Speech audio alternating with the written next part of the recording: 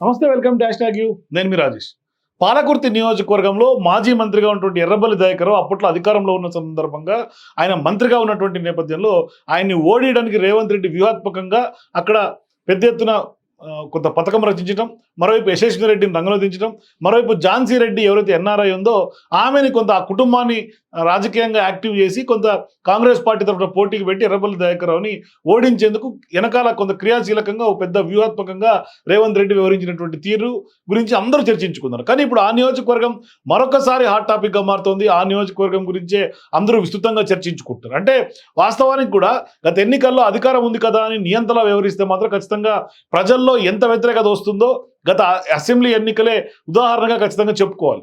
అయితే ఒక నాయకురాలు ఏడాది కాలంలోనే అంతకు మించినటువంటి వ్యతిరేకత ఇవాళ తాజాగా మూట కట్టుకుందనే చర్చ జరుగుతోంది. సో ఆ విషయం ఆమె నిర్వహిస్తున్నటువంటి వ్యక్తిగత సర్వేలోనే బయటపడిందట.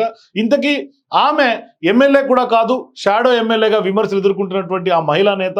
అసలు ఇంతకీ ఆమె సర్వే చేయించుకోవాల్సినటువంటి అవసరం ఎందుకు వచ్చింది?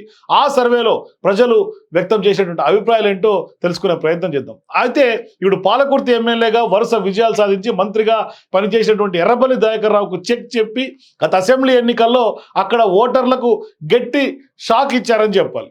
సో ఇప్పుడు ఎర్రబెల్లిపై పోటీ చేసేందుకు కాంగ్రెస్ తరఫున అమెరికాలో స్థిరపడ్డ ఝాన్సీ రెడ్డి కొంత సిద్ధం కాగా పౌరసత్వ సమస్యతోటి పోటీ నుంచి తప్పుకోవాల్సి వచ్చింది. దాంతో ఆమె కోడలు యశస్వి రెడ్డిని రేవంత్ రెడ్డి అప్పట్లో వ్యూహాత్మకంగా బరిలో నిలిపి ఎర్రబెల్లి దయాకర్ రావు పైన భారీ మెజారిటీతో గెలుపొందేలా కూడా కొంత ముందుకు తీసుకెళ్లారు. సో ఇప్పుడు యశస్విని రాజకీయాలకు పూర్తిగా కొత్త ముఖం అవడంతో ఆమె తరఫు ఎన్నికల ప్రచారంలో ఝాన్సీ రెడ్డి అన్ని తానే వ్యవహరించారు. పాలకుర్తి ప్రజలకు వందల హామీలు ఇచ్చారు. ప్రజలకు నిత్యం అందుబాటులో ఉంటానని, ఎవరికి ఏ సమస్య వచ్చినా క్షణాల్లో వాలిపోతానని, ప్రభుత్వ సంక్షేమ పథకాలతో పాటుగా తన సొంత నిధులతో సమస్యలు తీర్చి నియోజకవర్గాన్ని అభివృద్ధి చేస్తానని కొంత వాగ్దానాలు గుప్పించారు. మనం #యూ ద్వారా కూడా ఆమెను ఇంటర్వ్యూ చేసిన సందర్భంగా ఆమె గతంలో చెప్పినటువంటి మాటలు కూడా ఇవే. గతంలో మనం అడిగాం క్లియర్గా, మీరు అమెరికాలో ఎన్ఆర్ఐగా స్థిరపడ్డారు, మరి నియోజకవర్గానికి ఏం చేస్తారంటే ఆమె కార్యాచరణ కూడా ప్రకటించింది అప్పట్లో. కానీ ఇప్పుడు ఝాన్సీ రెడ్డి మాటలు విశ్వసించినటువంటి ఓటర్లు ఆమె కోడలు యశస్వి రెడ్డికి పట్టం కట్టారు, భారీ మెజారిటీ అప్పచెప్పారు, ఎర్రబెల్లి దయాకర్ రావుకు చెక్ చెప్పారు. కానీ ఇప్పుడు కోడల విజయం తర్వాత కూడా ఝాన్సీ రెడ్డి షాడో ఎమ్మెల్యేగా ప్రస్తుతం నియోజకవర్గంలో చక్రం తిప్పుతున్నట్టుగా పెద్ద ఎత్తున విమర్శలు వినిపిస్తున్నాయి. అధికారంలోకి వచ్చి ఏడాది పూర్తయిన సందర్భంగా పాలకుర్తి నియోజకవర్గ ప్రజలు కొంత ఫీడ్బ్యాక్ తెలుసుకునేందుకు ఝాన్సీ రెడ్డి స్వయంగా వ్యక్తిగతంగా సర్వే చేయించుకున్నారు. ఆ సర్వేలో ఝాన్సీ రెడ్డికి దిమ్మ తిరిగే ఫీడ్బ్యాక్ ఇచ్చారట పాలకుర్తి ప్రజలు, అక్కడ ఉన్నటువంటి ఓటర్లు అందరూ కూడా. అయితే ఓట్ల కోసం గ్రామాన తిరిగి దండాలు పెట్టినటువంటి ఝాన్సీ రెడ్డి కలుద్దామని వెళ్తే మాత్రం కనీసం ఎవరికి ఆ నియోజకవర్గ ప్రజలకు సమయం ఇవ్వట్లేదనేది ప్రధానంగా ప్రజల్లో ఉన్నటువంటి ఆగ్రహంగా చెప్పొచ్చు. ఆమె చుట్టూ చేరినటువంటి కోట్రీని కొంత కలవడానికి వెళ్తే ఎందుకు వస్తున్నారంటూ కూడా, వెళ్ళగొడుతున్నారంటూ కూడా ఆగ్రహం వ్యక్తం చేస్తున్నారు. ఇక నామినేటెడ్ పోస్టుల కోసం ఎదురు చూస్తున్నటువంటి పాలకుర్తి సీనియర్ నేతలు సైతం సర్వేలో పూర్తిగా నెగిటివ్గా రియాక్ట్ అయ్యారని కూడా తెలుస్తోంది. ఎన్నో ఏళ్లుగా కష్టపడుతున్నటువంటి వారిని కాదని పదవులకు రేట్లు ఫిక్స్ చేసి మరి అమ్ముకుంటున్నట్లుగా పెద్ద ఎత్తున నియోజకవర్గ మొత్తం అంతా కూడా చర్చగా మారింది. సంవత్సరం మొత్తం ఈ సెగ్మెంట్లో పార్టీ కార్యక్రమాల ఖర్చులు భరించేలా కూడా ఒప్పందాలు చేసుకుని పోస్టులు అమ్ముకున్నారనే అంశం ప్రస్తుతం అక్కడ కాకరేపుతోంది రాజకీయంగా. ఇల్లు లేని పేదలకు సొంత ఇల్లు కట్టిస్తామని, నిరుపేదలకు కొంత అధికారంలోకి రాగానే కొంత కంపెనీలతో మాట్లాడి ఉద్యోగాలు ఇప్పిస్తామని ఇలా ఝాన్సీ రెడ్డి చాలా హామీలే ఇచ్చారని స్పష్టంగా అక్కడ ప్రజలు వాపోతున్నారు. ఆమె తాజాగా చేయించుకున్నటువంటి సర్వేలో పాలకుర్తి వాసులు వాటన్నిటిపైన కూడా ఇవాళ నిలదీస్తున్నట్టుగా తెలుస్తోంది. ఆ అంశాలపైన ఎన్నికలకు ముందు ఓట్ల కోసం ప్రతి తాండాకి పదుల సంఖ్యలో హామీల వర్షం కురిపించినటువంటి ఝాన్సీ రెడ్డి ఇప్పుడు వాటి ఊసే ఎత్తట్లేదని తాండా వాసులందరూ కూడా సర్వే చేసినటువంటి వాళ్ళకి చెప్తున్నటువంటి మాట.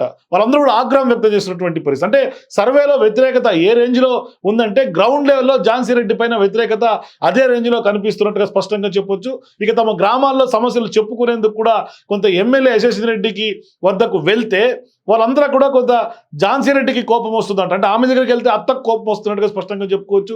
ఝాన్సీ రెడ్డి షాడో ఎమ్మెల్యే అని కూడా ఇవాళ ప్రతిపక్షాలు ఇప్పటికే ఆరోపణలు చేస్తున్నాయి. కానీ అసలు తానే ఎమ్మెల్యేనని కూడా ఆమె ఫీల్ అవుతున్నారని కూడా కాంగ్రెస్ పార్టీ కార్యకర్తలు ఇవాళ మండిపడుతున్నటువంటి పరిస్థితి కూడా స్థానిక కాంగ్రెస్లో కూడా కొంత కాకరేపుతుంది. అంటే ఈ క్రమంలోనే యశస్వి రెడ్డి గెలుపు కోసం కష్టపడి పనిచేసినటువంటి గ్రామస్థాయి కార్యకర్తల నుండి సీనియర్ స్థాయి నాయకుల వరకు కూడా ఝాన్సీ రెడ్డి తీరు, ఆమె వ్యవహరిస్తున్నటువంటి శైలి పైన మండిపడుతున్నారు. ప్రజాసేవ పక్కన పెట్టి ఒక నియంతలా వ్యవహరిస్తున్నారనే ఆరోపణలు ప్రధానంగా ఇవాళ ఝాన్సీ రెడ్డి పైన ఎక్కుపెడుతున్నటువంటి పరిస్థితి కనిపిస్తుంది. ఎవరైనా పద్ధతి మార్చుకోమని నచ్చ చెప్పాలని చూస్తే మాత్రం నా మాటే శాసనం అనే సినిమా డైలాగులు కూడా ఆమె స్వయంగా కాంగ్రెస్ పార్టీ నాయకుల మధ్య చెప్తున్నట్టుగా తెలుస్తుంది. సో ఇప్పుడు ఝాన్సీ రెడ్డి నియంతృత్వ వైఖరిపై పార్టీ శ్రేణుల్లోనే తీవ్రమైనటువంటి వ్యతిరేకత, మండిపాటు కనిపిస్తుంది. ఇచ్చినటువంటి హామీలు నెరవేర్చుకుంటే కొంత మహామహులకే కొంత అక్కడ చెక్ చెప్పినటువంటి ఆ పాలకుర్తి నియోజకవర్గంలో అక్కడ ఉన్నటువంటి గ్రామ సమస్యలు తీర్చుకుంటే మాత్రం ఊరుకునేది లేదంటూ కూడా సర్వేకి వెళ్ళినటువంటి వాళ్లకు ఘాటుగా సమాధానాలు ఇస్తున్నారట.